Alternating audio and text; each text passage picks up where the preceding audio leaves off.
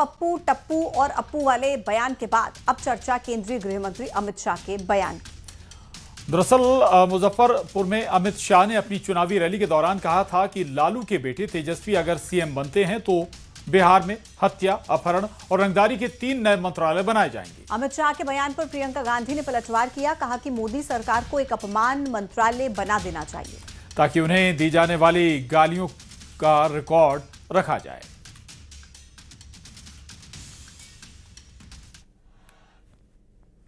गोपालगंज के डीएम कृष्णैया की पीट पीट कर हत्या की गई। अगर फिर से लालू के बेटे सीएम बनते हैं तो बिहार में 3 नए मंत्रालय खुलेंगे। एक मंत्री बनेगा अपहरण का इंडस्ट्री चलाने वाला मंत्री, दूसरा बनेगा रंगदारी चलाने वाला मंत्री और तीसरा बनेगा अपहरण और खून को बढ़ावा देने वाला मंत्री। मेरा सुझाव ये है कि वो एक नया मंत्रालय बना दे और उसका नाम रखे अपमान मंत्रालय। क्यों? अच्छा सुझाव है पप्पू जी। एक अपमान मंत्रालय बना दे ताकि उनका समय व्यर्थ ना हो। वो बड़ी बड़ी सूचियां निकाल देते हैं कि हमें इसने गाली दी, उसने गाली दी, इसने हमारा अपमान किया। तो खुद क्या बैठ के सूची बनाएंगे? अपमान मंत्रालय बना देगा।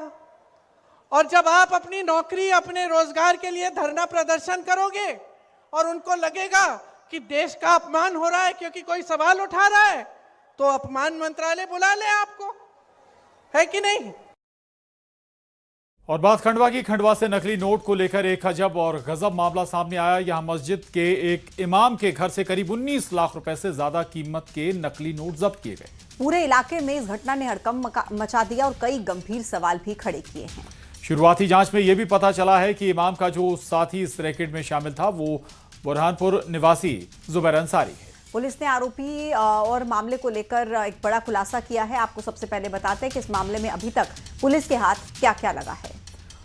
आपको बता दें, आरोपी से जो बैग मिला था उसमें 500 रुपए के नकली नोट की 35 गड्डियां मिली हैं। करीब 20 लाख रुपए नोटों की कीमत बताई गई है। 165 पेज पर 3,28,000 रुपए के नोट भी मिले हैं। और प्लेन पेपर, 2 मोबाइल के अलावा कटर, ड्रायर जब्त किया गया है। नोट छापने का कोई सबूत पुलिस को हालांकि नहीं मिला। आरोपी जुबैर पर नकली नोट मामले में केस दर्ज हुआ है। और लूट, बलवा और धोखाधड़ी के 8 केस पहले से दर्ज हैं। उस पर 29 और 30 अक्टूबर को मालेगांव पुलिस ने इसे पकड़ा था। 6 नवंबर तक अब आरोपियों की रिमांड बढ़ा दी गई है। बुरहानपुर का जुबैर जुलाई में पेठिया गांव आया था। इमामबाड़ा में ऊपर बने कमरे में ये रहा करता था। मस्जिद कमेटी ने अपराधी को क्यों रखा, इसकी भी जांच जारी है। एक बड़े नेटवर्क का खुलासा उन्हें होने की उम्मीद पुलिस की तरफ से जताई गई है। आरोपी जुबैर के विरुद्ध नकली नोटों के वहां पर पाए जाने पर अपराध पंजीबद्ध किया गया। अभी तक की जो जानकारी हम लोगों ने मालेगांव पुलिस से ली उसमें भी पता चला कि 29-30 अक्टूबर की दरमियानी रात को मालेगांव पुलिस ने 2 व्यक्तियों को संदिग्ध हालत में पकड़ा था, जिसका नाम, एक का नाम नाजिर और दूसरा जुबैर था, जिनके कब्जे से 10 लाख के नकली नोट उन्होंने बरामद किए। जुबैर और दूसरा आरोपी अभी मालेगांव पुलिस कस्टडी में रिमांड पर है। मैंने एक विशेष टीम गठित की है जिसमें इसकी एक SIT होगी जो इस पूरे मामले की जांच करेगी और इन्वेस्टिगेशन के हर पहलुओं को देखेगी।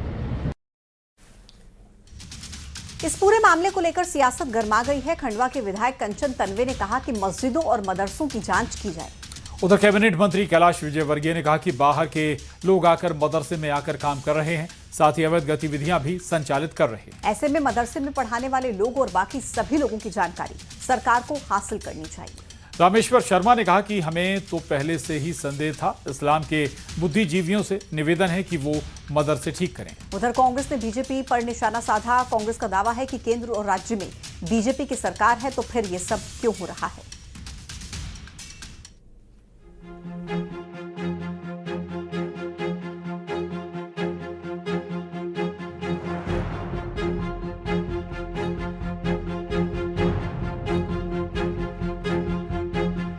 खंडवा जिले में एक ऐसी घटना सामने आई जिसने पूरे इलाके में हड़कंप मचा दिया। एक मस्जिद के इमाम के कमरे से नकली नोटों का जखीरा मिला है।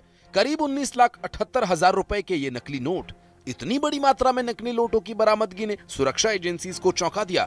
बीजेपी के विधायक कंचन तन्वे ने कहा कि मदरसे और मस्जिदों की जांच होनी चाहिए। जुवेद अंसारी करके है जो 19,78,000 के करीब जो नकली नोट बरामद किए गए हैं, तो मैंने सर से मिलकर उनको भी बताया कि जो हमारे मदरसे हैं, मस्जिदें हैं, उनकी जांच पड़ताल करें, क्योंकि ये नकली नोटों को बनाना मतलब हमारे देश को खोखला करने की ये चाल और साजिश है।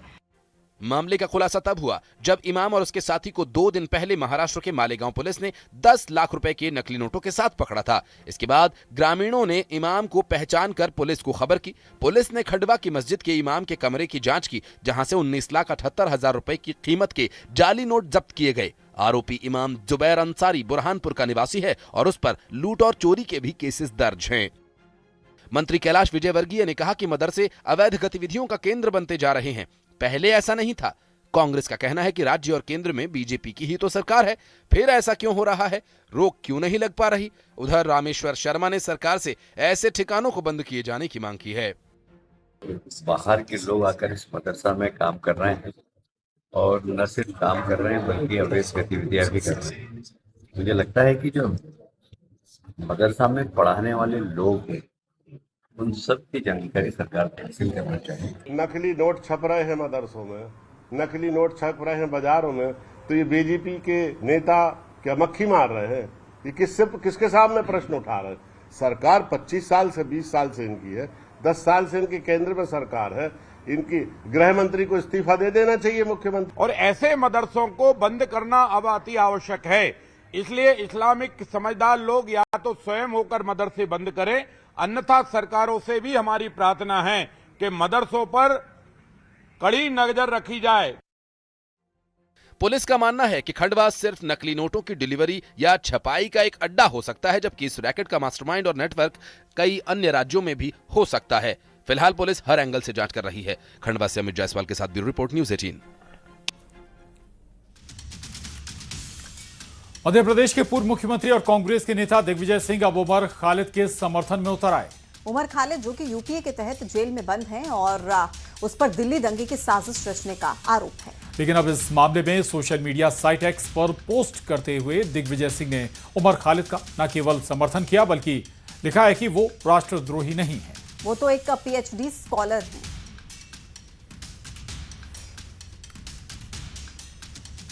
तो इधर दिग्विजय सिंह के उमर खालिद के समर्थन में पोस्ट के बाद बीजेपी भड़क गई है। बीजेपी विधायक रामेश्वर शर्मा ने कहा कि दिग्विजय सिंह को हिंदुस्तान की नहीं आतंकियों की चिंता है। उनका व्यवहार पाकिस्तानियों की तरह है, इसलिए उन्हें पाकिस्तान में ही जाकर डेरा डाल लेना चाहिए। बीजेपी के आरोपों पर कांग्रेस ने पलटवार किया। कांग्रेस का आरोप है कि बीजेपी को हर बात में हिंदू मुस्लिम ही दिखता है। हमें तो कभी कभी अब यही संदेह होने लगा है कि दिग्विजय सिंह जी पैदा जरूर भारत में हुए हों, पर व्यवहार और आचरण इनका पाकिस्तानी और विदेशियों टाइप का लगता है।